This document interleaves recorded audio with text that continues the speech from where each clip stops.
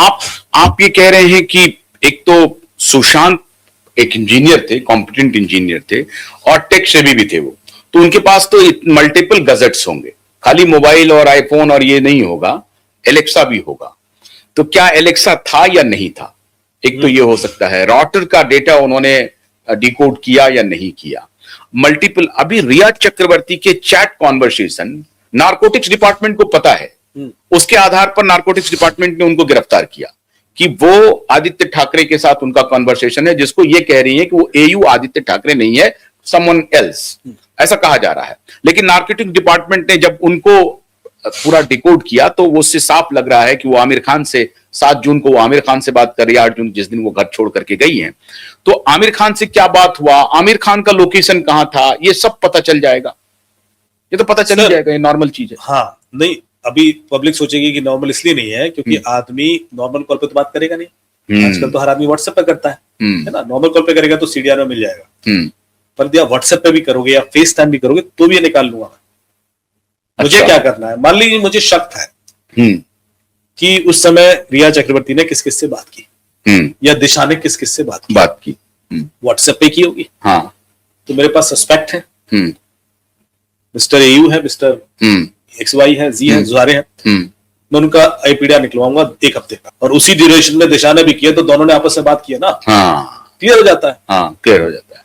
मेरा नंबर आपके फोन में सेव्ड है, आपका नंबर मेरे फोन में सेव्ड है। आपने व्हाट्सएप पे 2 से 2 5 पे बात की है, मैंने भी 2 से 2 5 पे किया, तो चांसेस है कि हमने आपस में बात की है। यही पैटर्न आपको पूरे हफ्ते का दिख जाएगा, कब कब कितनी देर बात किया। तो इसमें कौन सी बड़ी बात है, ये तो निकल ही आता। लेकिन इतना भी नहीं किया उन्होंने, ये कोशिश भी नहीं की गई है। सवाल ये है, ये चीज प्रूव करना, जब आप चैट लीक कर सकते हो तो एक आईपीडीआर मैचिंग नहीं करके दिखा सकते थे, पर कौन सी चीज न्यूज में लीक करनी है, कंफ्यूजन क्रिएट करेगी। चैट की वैलिडिटी कोर्ट में तब तक नहीं है जब तक कि आप प्रॉपर फोरेंसिक एनालिसिस करके उस चैट को रिट्रीव नहीं करते। तो 7 जून के आईपीडीआर को अगर पकड़ते हैं और 7 जून के बाद 8 जून को दिशा की मृत्यु हो जाती है, तो 8 जून के बाद ये छोड़ के आ जाती है रिया चक्रवर्ती सुशांत का घर। तो अगर रिया चक्रवर्ती की आईपीडीआर को आप कह रहे हैं कि अगर चेक किया जाए 8 जून से 13 जून तक, तो बहुत सारे खुलासे हो जाएंगे। और सीबीआई ने ये आईपीडीआर चेक किया ही नहीं है, ये पक्की बात है। किया है तो रिपोर्ट नहीं है, आई डोंट नो। अगर ये चीज मेरे पास नहीं, ये तो बहुत चौंकाने वाली बात कह रहे हैं कि किया होता तो ये निकल के आता, कुछ तो एविडेंस मिलता ना। आईपीडीआर का तो उसमें रिपोर्ट में चर्चा ही नहीं है। आप ये कह रहे हैं कि आईपीडीआर निकाली जाए, मतलब सुशांत के वकील के लिए ये बहुत बड़ा आप ये पॉइंट दे रहे हैं कि अगर 13 जनवरी को सुनवाई हो तो सुशांत के वकील ये कह सकते हैं कि रिया चक्रवर्ती का आईपीडीआर फ्रॉम 8 जून टू 13 जून हमें चाहिए, क्योंकि नॉर्मल कॉल तो वो करती ही नहीं है, नॉर्मल कॉल पे कुछ पता ही नहीं है। फेस टाइम मिलेगा आपको, हाँ फेस टाइम मिल सकता है, व्हाट्सएप मिलेगा, हाँ, या हो सकता है कोई दूसरी ऐप हो, सिग्नल पे हो सकता है हो। आप किसी भी ऐप से बात करो, मैच हो जाए, निकल आएगा कि सिग्नल पे बात की थी उन्होंने, किस पे बात की। यदि आप किसी एक्सक्लूसिव ऐप पे करोगे तो और आसान। तो इस सब के लिए तो जरूरी है कि उनको अरेस्ट किया जाए पहले। नहीं, अरेस्ट कैसे करोगे आप? पहले आप एनालिसिस करके एविडेंस निकाल लो, वो तो आप बिना अरेस्ट करे भी निकाल सकते हो ना। अरेस्ट करके आप ऐसा क्या करने वाले हो? कोर्ट को जब आप बोलोगे कि मुझे अरेस्ट करना, तो कोर्ट कहेगा भैया आपने अभी तक ऐसी कौन सी जांच की है जो और क्या करना चाहते हो जो अरेस्ट होके ही हो सकती है। आप किसी को अरेस्ट तब तक नहीं कर सकते जब तक आपके पास कोई एविडेंस ना, और आप आगे की जांच के लिए उसकी अरेस्ट होने की जरूरत हो।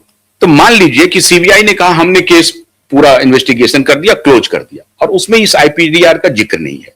अमित दुबे कोर्ट में जाते हैं और कोर्ट में ये कहते हैं कि मिलॉर्ड ये आईपीडीआर का इन्होंने चेक नहीं किया है, तो मैं ये चाहता हूं कि मैं सिर्फ आईपीडीआर, मैं तो पूरे 16 पॉइंट दे दूंगा ना, मैं तो पूरी अपना आर्टिकल दे दूंगा कि सर इस लेवल पे आप जांच करा लीजिए।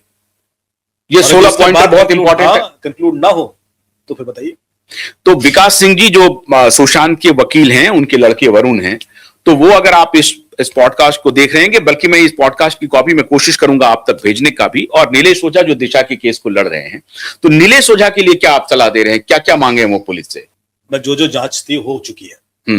कोर्ट बड़ा हमारा कॉम्प्लिकेटेड मैटर होता है। कोर्ट में क्या होता है कि आप सही समय पर, दिशा के केस में तो वो फंस चुके हैं पूरी तरह से, इसलिए फंसे हैं, फंस गए। मैं आपको बता रहा हूं ना कि आपकी, मैं जुडिशियल सिस्टम की ओर बोल रहा हूँ। जुडिशियल सिस्टम में कई सारी चीजें ऐसी होती है कि आप जज को भी पता होता है बहुत सारे केसेस में तो जज को क्लियर होता है, लेकिन जांच वाले यदि उस तरह से नहीं जांच करेंगे तो जज क्या कर लेगा? जांच वाले उस चीज को यही बोलेंगे साहब वो मिल ही नहीं रहा है। आपने कहा था आईपीडीआर, सर वो अवेलेबल नहीं है, वहां से तो नील रिपोर्ट आ गई ना। मैं आपको बोल रहा हूँ जब रोड एक्सीडेंट हुआ और बिजनेसमैन के बेटे की सीडीआर तक नहीं निकलवा पाए उस ड्यूरेशन का जिस समय एक्सीडेंट हुआ, उसकी लोकेशन क्या थी, तो फिर तो इसलिए जरूरत इंटेंशन की है। इस चीज को जितना आप ओपन डोमेन में डिस्कशन करोगे उतना सामने वाला और प्रोटेक्टिव होकर एक्शन लेता रहेगा।